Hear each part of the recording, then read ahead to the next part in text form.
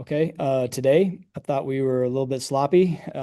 We've been playing well in practice and having a good amount of success. And, uh, you know, one of the reasons why it's important to scrimmage in the stadium, I believe, is there's something about going in that stadium and playing in a game-like situation with a real Big 12 officiating crew. Uh, you learn quickly that some of the little mistakes that you get away with in practice sometimes that don't cost you anything because there's no consequences for a false start or a holding penalty or something like that. Um, those things get exposed in a scrimmage like setting with a real officiating crew. And I thought we learned some good lessons today. I'm not down or freaked out by it. We did a lot of good things today too. But that was the biggest takeaway I got today was just our younger players, especially learning that when you go in the stadium, man, you got to be locked in and you got to execute and you got to be able to perform at a high level when the lights are on and all the eyes are on you and you're on TV and the refs are watching every little thing. You can't get away with a little somebody moving their feet while somebody's in motion. Some of those things that uh, I think are great lessons for us, and that's why you have to scrimmage. And so I thought today was not our best football, but it's part of the process of getting there is you have to go have this type of scrimmage and learn those lessons and you know the next time we scrimmage, hopefully next week sometime, hopefully we'll be better and keep taking steps towards being ready to play a game. All right, thank you, Aaron. We'll go ahead and start with questions with Jay Drew with the Desert News, followed by Jake Hatch with KSL Sports Zone. Yeah, Aaron, you probably know the questions coming. Which of Yeah. the quarterbacks stood out? How were the reps divided, and who caught your eye today? The reps were evenly divided, and I did know your question was coming, and you know my answer. I need to watch the film. Is a true statement. I need to watch the tape. But what I will say is, it's not going to be keeping equal reps, forever. There's going to be a point pretty soon. I'm not ready to say exactly when, but there's going to be a time pretty soon where we're going to have to start, um, establishing a pecking order and getting somebody, more reps with the ones and twos, and maybe somebody's going to get a little bit less. If we keep going the way we're going forever, then nobody will be ready to play in our first game. So that move will be happening soon. I would need to watch the tape, and I need to discuss this with my staff and with Kalani before we decide how and when we're going to do that. Go A ahead. quick, Oh, a go quick ahead, Jay. follow-up with no turnovers today, no interceptions.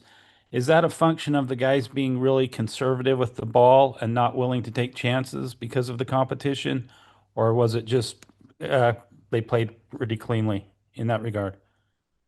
I think they took good care of the ball today. Yeah, I don't recall anybody really putting the ball in jeopardy today. Part of it was we had some tough yardage situations today where sometimes if you get I mentioned, you get penalized by the officials for holding or a false start or something, and it sets you back when you're in long yardage situations. Then there were times today where we just had to play the situation where you play it smart, and give yourself a chance to punt and flip the field, or you play it smart and kick a field goal instead of trying to throw into drop eight coverage on 3rd and 15 or something like that. So there was a little bit of that as well. I would say that wasn't really their fault. It was just us playing the game like a real game. Um, but yeah, I think those guys took good care of the ball. And overall, we had a few turnovers in the first couple practices, and I think in the last week or so, all three quarterbacks have done a good job, not giving it to the other team. All right, Jake, go ahead next, followed by Casey Lundquist. Aaron, Jake Hatch, KSL Sports. Just wanted to ask you about you. You said that I think the second day of fall camp, you felt like you guys would be able to run the football. How do you feel you guys did in the ground game today?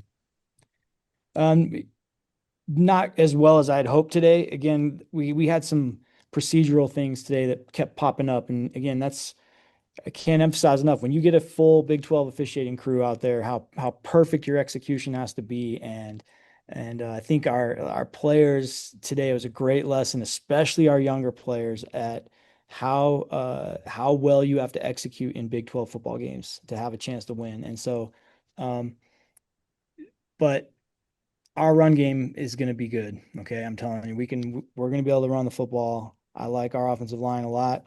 Our tight ends are tough and physical, and LJ Martin and Sione Moa are really good players, and both are very good football players. We have some other backs too that I think we'll be able to count on. And then our quarterbacks are good runners. You know, when you guys know we'll sprinkle in enough quarterback run game to keep people honest, and I think we're going to have a very solid run game this year. Follow up real quick. I just want to ask, have you heard anything on Hink Roati's status? As the NCAA ruled on that? Still waiting, and we're hopeful though. And I'll keep saying it. What a huge player he was for us last year. I mean, he played so well and was so clutch in big games. You know, fourth quarter, he's in the game at Utah on the 2-minute offense and uh, pass protection and speed option to get a first down and the Central Florida game. I mean, he had some big moments for us last year, and we would love to have him back. All right, go ahead, Casey, followed by Sam Foster. Yeah, Coach, do you feel like you've started to establish a pecking order at wide receiver behind Chase Roberts?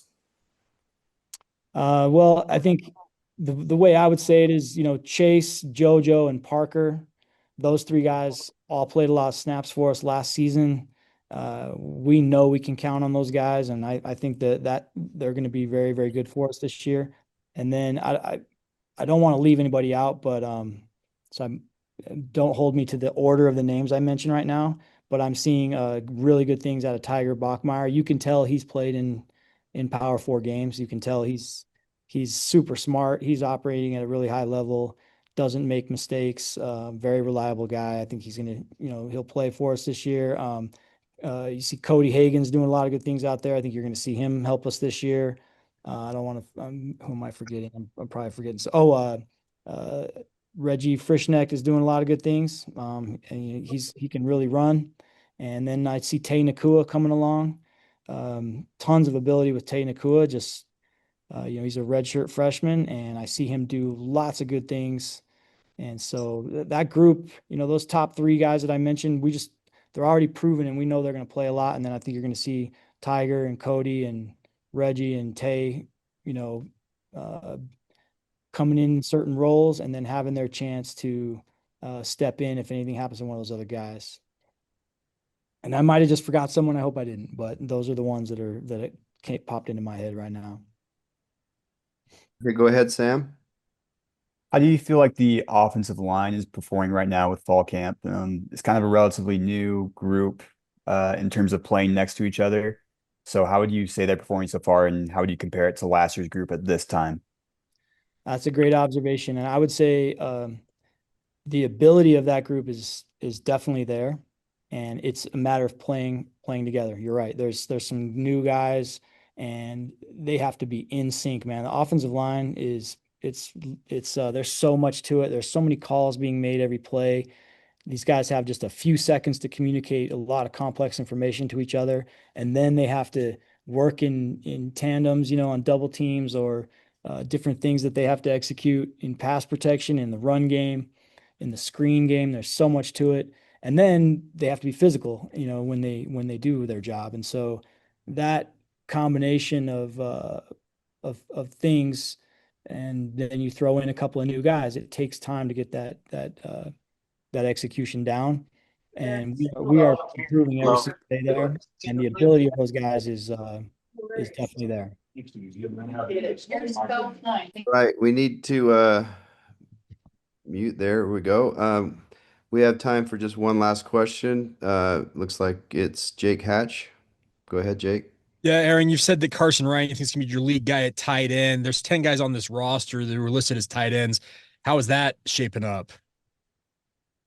Carson is definitely our starting tight end right now. And what I like about him is he's an every down player. You know, we've been kind of tight end by committee for a few years now. And That's not necessarily what we wanted to be. It's just, we didn't have necessarily that guy who could be the every down guy that can block, run routes, make plays in the passing game, and do everything. I think Isaac Rex was the last guy we really had that could do that. And after his injury, even with him, we had to do a little bit by committee just to keep him healthy. But Carson gives us the ability. He can play every down, uh, run or pass, and do a lot of things for us. And so we're excited about him. And then behind him, we have some other guys coming along, and it's a battle amongst those guys to find roles. We'll be in 12 personnel this year, sometimes 13 personnel, if we can trust guys to go in there and execute. And so that's right now we are sorting through that to see who else can help our team. And I see some good things from those guys, and I'm confident we'll have 2 or 3 more step up and be ready to play. All right. Thank you very much, A-Rod. Appreciate your time today. That'll be all for now, and thanks again. Awesome. Thanks, guys.